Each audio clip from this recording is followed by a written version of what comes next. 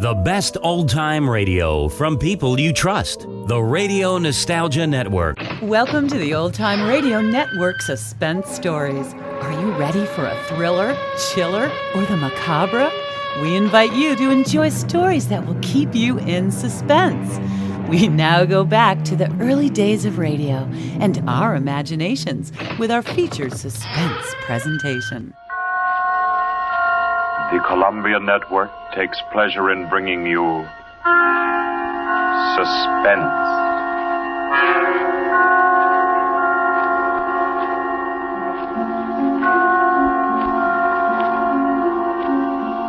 Suspense. Stories from the world's great literature of pure excitement. A new series frankly dedicated to your horrification and entertainment. Week by week, from the pick of new material, from the pages of best-selling novels, from the theater of Broadway and London, and the sound stages of Hollywood, will parade the most remarkable figures ever known. CBS gives you Suspense.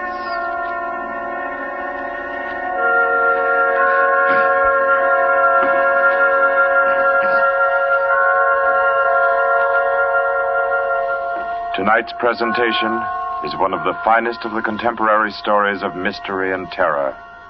John Dickson Carr's famous novel, The Burning Court.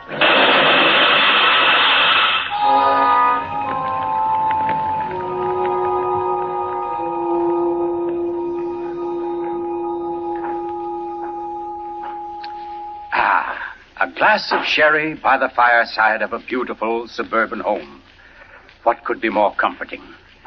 You're an admirable host, Mr. Depard, and it's really a shame our first meeting is under such a cloud.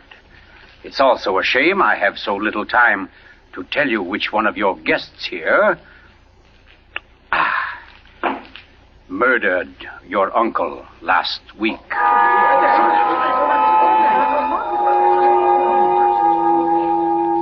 Now, let's see now. I believe we're all here. Your wife, your friend, Mr. Stevens, Captain Brennan. Yes, and incidentally yourself. Just who did you say you were? Well, no wonder you've had so much difficulty with the case, Captain. My name is Cross, Gordon Cross, the writer. As a matter of fact, it's because of my just completed book, Poisoning Throughout the Ages, that I happen to be here now. And Ted Stevens there happens to be a member of the firm which publishes my work. I'd never seen him until tonight, but I've been told what happened. This afternoon, he began reading my manuscript for the first time on the train. The commuter's train, which every afternoon deposits him safely and soundly here in Crispin. I imagine he was halfway home by the time he finished the first chapter. Then he turned a page. Attached to the following leaf was a picture. And looking at it, the young man stiffened suddenly and all but cried out his shock. It was a picture of a young woman, and under it had been printed, Famous Poisoner Marie Dobré, 1676. Ted Stevens was looking at a picture of his own wife.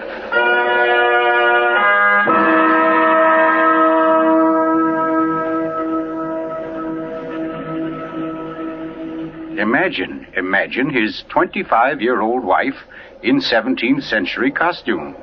The face, the features, even a wistfulness of expression were identical. Even the name, Dobré, was his wife's maiden name. But no, that was ridiculous. This woman in the picture was, well, one of his wife's ancestors. Yes, that was it. Simply an amazing family resemblance. Marie would be waiting for him at the station, and he'd have to tell her about it. He wondered why, however, she'd never told him about. Oh, well, but you don't discuss such an ancestor, do you?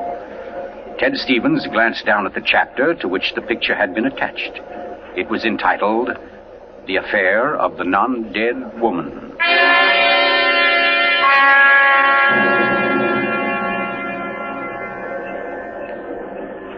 Hello, Ted. Stevens was almost jolted from his seat. It was Dr. Weldon, professor of English at the college, an old friend of his. Quickly, he thrust the picture beneath the manuscript and moved over. Hi, I didn't see you, Doc. Oh, here, have a seat. Oh, I thought maybe you were giving me the, what do they call it? The brush off? Oh, no, say, as a matter of fact, Doc, you're the one man I do want to see. Yeah? Very flattering.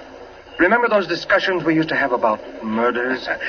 Better than bridge anytime. Well, I got the idea that you'd made sort of a hobby out of the old cases, the historical ones. Well, I've studied quite a number of them, yes. Ever hear of a woman named Marie Dobray? Marie Debray? Marie Debray. Oh, yes. That was her maiden name, of course. One of the finest specialists in arsenic poisoning you could ever hope to find. Oh, we're almost at our station, Ted. Let's get to the door. Yes, a real charmer Marie was. Must have disposed of 100 husbands, lovers, suitors, and just plain friends before she was caught. What happened to her, Doc? She was beheaded and burned. Crispin!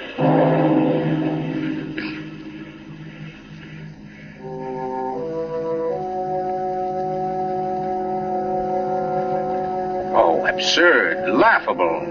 Ted Stevens kept saying this to himself, and yet what he knew was a foolish dread followed him straight through the small suburban station and clung to him as he reached the street.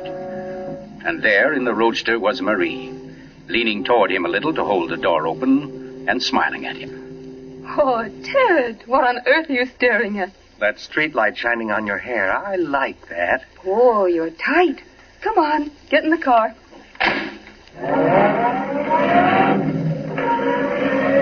Then, like a wisp of smoke, it was gone. The whole ridiculous fear, the delusion.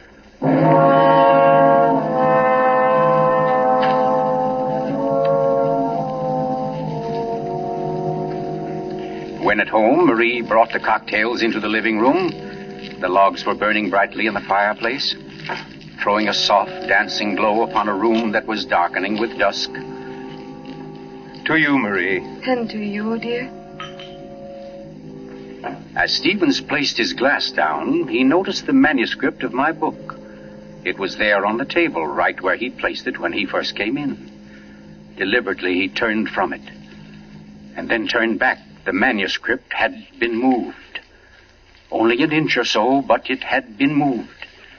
Keeping his back to his wife, he thumbed through that early chapter and discovered, just as he knew he would, that the photograph was gone. For a long moment, he thought of what to do. Then slowly, he turned around. This book by Cross I brought home. Yes? There was a story of a poisoner in it. Rather funny. Her name happens to be the same as yours. Oh, your maiden name, that is. Oh, that is odd, isn't it? Darling, was she a relative of yours? Why, Ted, you're serious. In a way, yes. Oh, I don't mean it's really important. It's just that, well, when you run across a person who's a dead ringer for your own wife and who lived 300 years ago and was a top-flight poisoner, well, you like to hear about it, that's all. What on earth are you talking about?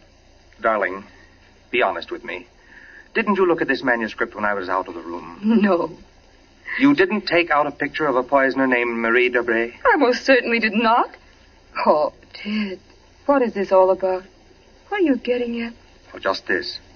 Somebody took that picture out of that manuscript since I'd been home.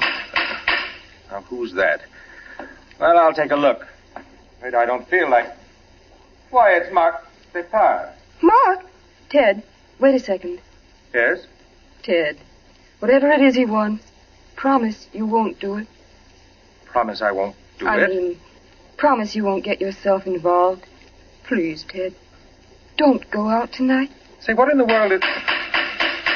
Well, anyway, we can't let him stay outside. Mark, how are you? Come on in. Thanks, Ted. Just thinking about giving you a call later. Oh, let me have your hat. Oh, thanks. Marie, I hope you'll excuse me for popping in like this, but, well, I wanted to talk to Ted. It's rather important. Oh, I don't mind at all. Come on, Mark, we'll step into the library. Oh, you mind, dear? Of course not, Ted. I'll be making the sandwiches for her. Oh, grab that chair in the corner, Mark. Well, let's hear it. What's the trouble? Ted, my Uncle Miles was murdered. Murdered? Oh, the talk hasn't reached you yet, but it's already started. Nothing definite, of course. Just that there was something wrong about Uncle Miles' death. But I don't... Mark, are you sure of this? You know he was murdered? I don't know. Of course I don't. I just don't see how it could be any other way. Uncle Miles, you know, had been sick for quite a while. But last Saturday he seemed so much better that Miss Corbett, that was his nurse, decided to take the day off. And, oh, you know all this. You and Marie were over that afternoon. Anyway, Lucy and I went to the club that night, to that masquerade party, and we left the old boy completely alone. I've cursed myself 1,000 times since. But what about your housekeeper, Mrs., what's her name? Henderson. Wasn't she around? Oh, sure. In that little house out in back. We told her to look in now and then, but, well, that wasn't good enough. It was after midnight when Lucy and I got back. Uncle Miles was dying. Ted, it looked exactly like one of his regular attacks. But then later, after he was gone, I happened to glance under the chest of drawers in his room. There was a small silver cup under there, almost drained, and Uncle Miles' cat. The cat was still warm, but quite dead. Oh. I managed to get the cat out of the house and buried without anyone seeing me. Next day, I had the contents of the cup analyzed. It was poison? Yes. Arsenic. Well, what do you want me to do? Help me open the crypt. What? I want to have a private autopsy performed. Help me get Uncle Miles' body out of that vault. Oh, I know it's a tough job. The thing is sealed solid, but we can do it. You mean without the police knowing about it? Without anybody knowing about it. Mrs. Henderson's visiting her sister, and I managed to send Lucy over to the club. You must be crazy. You're playing with dynamite, Mark. This is something you've got to tell the police now. I can't take that chance. But they'll have to know sometime. You're only I've delaying... got to know first, I tell you. You don't understand, Ted. There was somebody in Uncle Miles' room that night, handing him something in a silver cup. Mrs. Henderson was on the porch by the window. She saw her. She saw her? Ted, she thinks it was my wife. Oh, Lucy. It doesn't mean anything to Mrs. Henderson yet, because she doesn't suspect anything, but, well, Ted, you've got to see why I've got to be sure, why I've got to know how Uncle Miles died. Because it wasn't Lucy, Ted. I know it wasn't. Of course not, Mark. She had an alibi. Well, she was with you at the club, wasn't she? Yes. Except for half an hour. I see. You'll help me, won't you, Ted? When do we start? As soon as you can make it. Okay. Come on now. I'll get your hat. You trot on ahead, and I'll come over as soon as I can see Marie. But you're not going to tell her about this. Of course not. I'll think of something. Don't you worry about it. No, thanks, Ted. Thanks a lot. Marie? I'm coming. Darling, Mark asked me to... I know, Ted. Here. You better take these sandwiches with you. You'll be hungry. But you knew I was going out? Yes, I knew. You listened to us? I couldn't help it, Ted. I had an idea what Mark's visit was about. The talk about his uncle's death. There's a lot of gossip about it in the village. That's why I tried to tell you. Why I didn't want you to get mixed up in it. But it's too late now, isn't it? I mean, you're going. I can tell by the way you look. Ted, wait a second. There's just one thing I want to tell you before you leave. And that is that no matter what happens, no matter what you find or think or believe, I love you. You'll remember that, won't you? I'll remember you said so, Marie.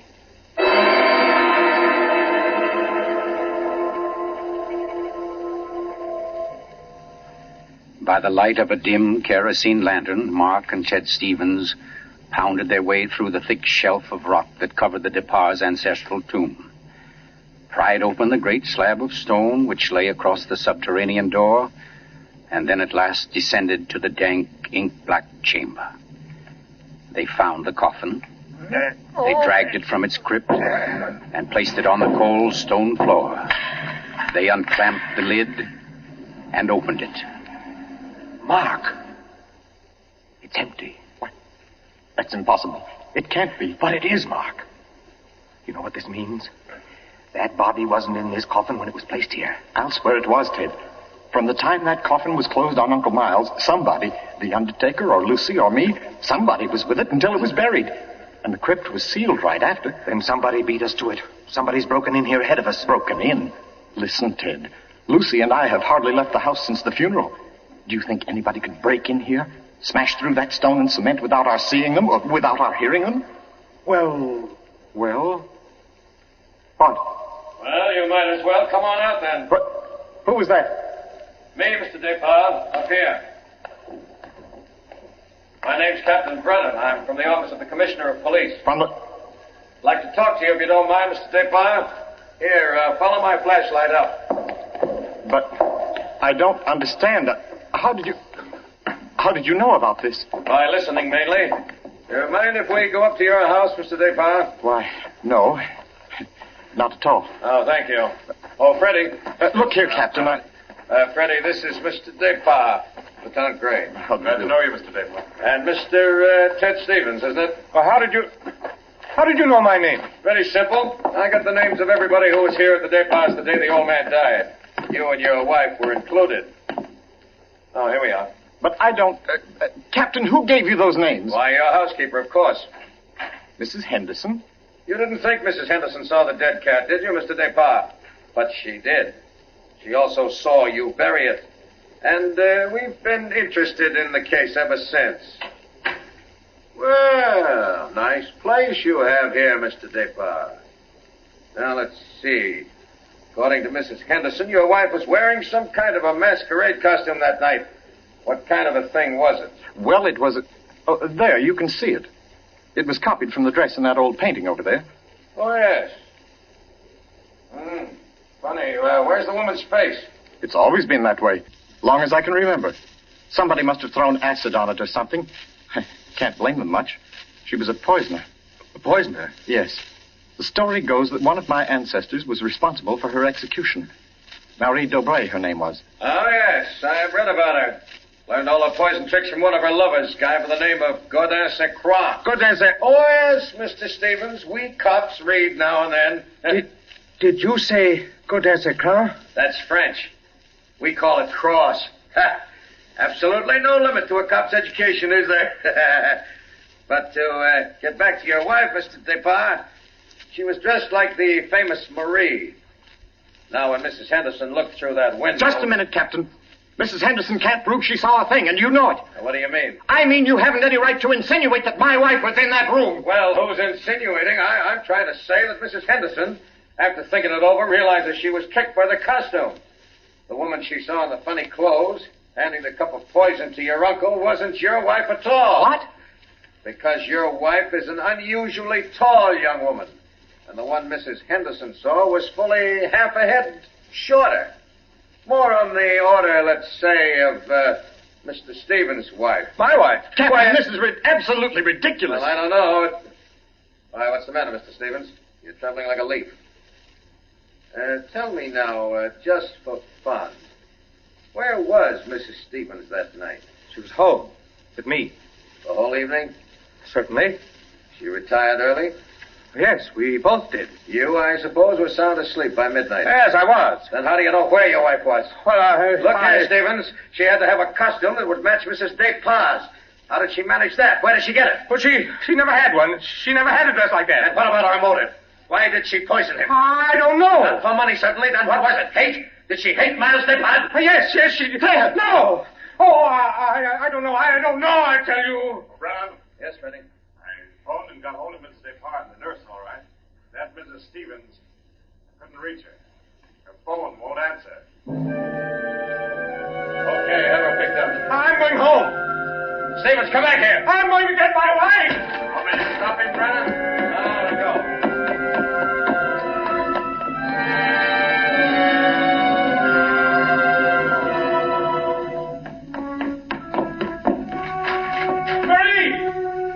Marie, where are you? It's Ted. Marie, what have you done? Maria. Oh, good evening. Who are you? My name is Cross, Godin Cross. Cross? Where's my wife? What have you done to her? You fiend, what have you done to my wife? Why, nothing at all, young man. Here, sit down. You're lying. Something's happened to her. The police just phoned. There wasn't an answer. Why are you here? Why am I here? Well, because your wife, reading my chapter on the Dobrays, realized I knew more about the family than even she did. Because she found my phone number on the front cover of the manuscript. And because I know an exceptional case when I hear one. Does that answer your question? No, and you know it doesn't.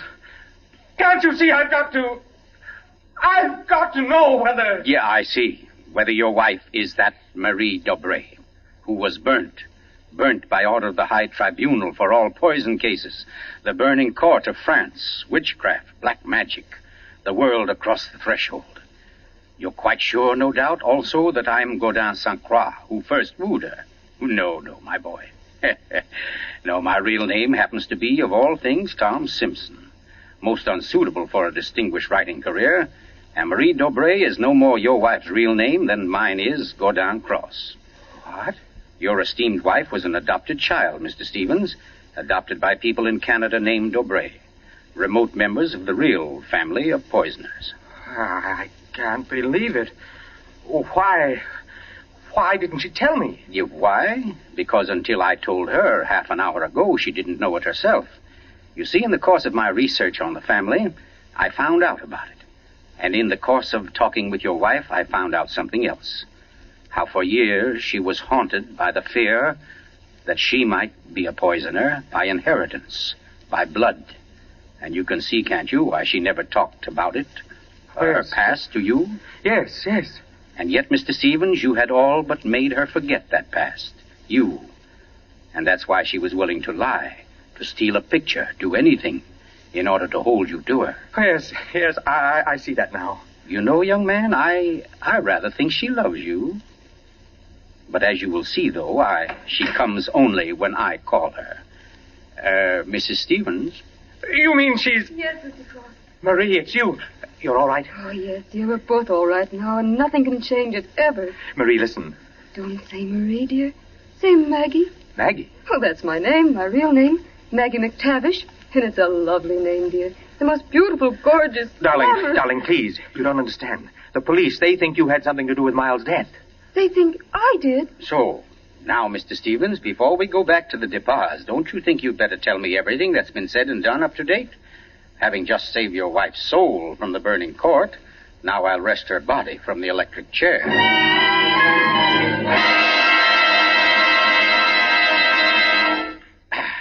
Yes, Mr. Depas, truly excellent sherry. Don't you think so, Miss Corbett? Yes, it's very nice. Well, that, ladies and gentlemen, is how I happen to be here. So let us consider first that supernatural hocus-pocus in the crypt. That body that walked out of the sealed tomb. That body that never was in the tomb. Never was in the tomb? No, Mr. Depas. The murderer knew that very soon Mrs. Henderson's story would bring about an investigation. He had to get rid of the well-known corpus delicti. Yes, but who could have kept the body out of the tomb? Who, Mr. Depas? Why, you, sir. What? I don't understand. Well, it's very simple. You had the opportunity. I believe you said yourself you were alone with the body before the burial. And you had the strength. I dare say you carried it down to the furnace, where it's now probably nothing but ashes. Ridiculous. Why would he spend an hour smashing into a crypt for a body he knew wasn't there? Why, Captain? To impress Mr. Stevens, his witness. And also, apparently, you. Oh, that's perfectly fantastic. Fantastic? Oh, no, Lucy. Just comic. And I suppose, Mr. Cross, that I also put on a woman's masquerade costume, went into my uncle's room, and handed him a nice cup of arsenic. No. That had to be done by a woman. Your accomplice, as matter of fact. Oh, now, come. You mustn't all look at Mrs. Depas, because Mark Depas' one noble act was his frantic effort to prevent his wife from being charged with the crime. A crime which he and Nurse Myra Corbett committed. Myra Corbett? Why, you... Yes, sir. Yes, Mr. Stevens, this quiet little lady beside me. Why would I do such a thing? Money, Miss Corbett. A cutout of Mark Depas' inheritance. Payments for services rendered. That's an absolute lie, Cross. You see, ladies and gentlemen, Captain Brennan never bothered to check Miss Corbett's whereabouts on the night of the murder. Why even think of the nurse? She was the custodian of the old man's health. Oh, you're crazy. And yet who but a nurse could so naturally offer the old man a cup? A cup he was sure contained medicine. You're making it up.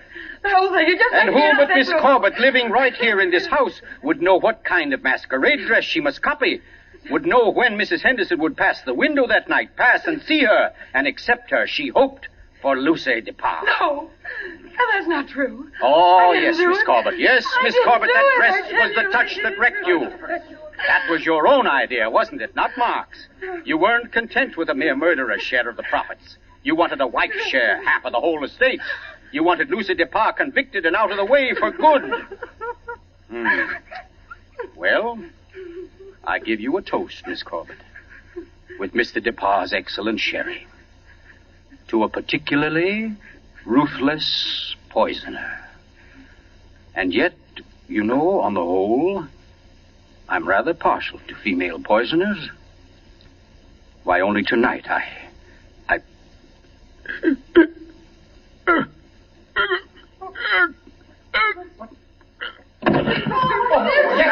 Here, let me get to him.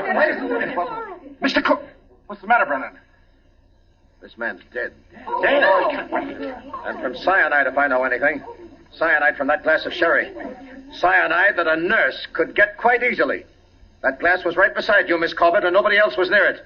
Too bad he didn't drink it as soon as you hoped. A second ago, we had nobody to use against you. But we have now, Miss Corbett. We have now. And I arrest you for the murder of Gordon Cross.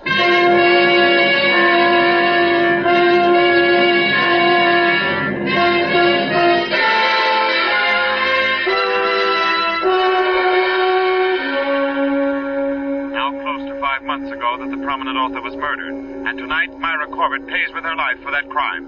The former nurse, at first protesting her innocence, in recent Yes, weeks has grown... I'm in here, dear. Oh. I thought you might... Well, what did you cut it off for? Huh? What do you mean? The radio. Oh, yeah, well, I thought you wanted to talk. Oh, Ted, don't you think I know you better than that? What was on the radio? Well, there wasn't any... Okay. It was about Myra Corbett. She goes to the chair tonight. Oh. I didn't think you wanted to be reminded. I don't, really. But making such an effort to hide it only keeps it alive, doesn't it? All right, darling. Know what I came in to ask? If you wanted a cocktail before dinner? The largest one you've got. Fine. I'll get out the ice cube. I know. If I'll fix up the fire. Okay, Maria. A deal. Where are some papers to start it? Right there by the bookcase. And the name's not Marie. It's Maggie. Because, darling, Marie's dead and gone forever.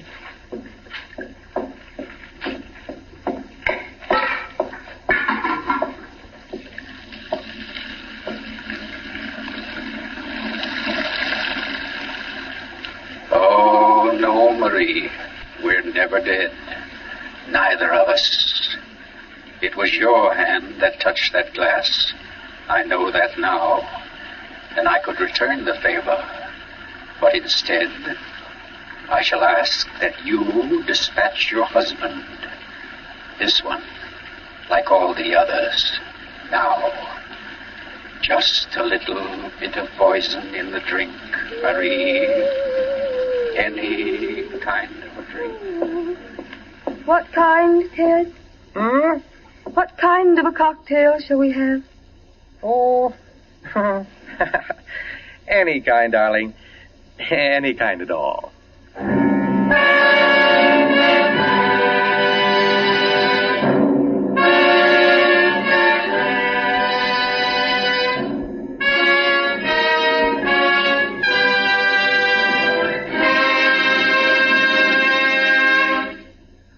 You've just heard The Burning Court from John Dixon Carr's famous novel, the first in Columbia's new series of outstanding classics and chills by world-famous authors.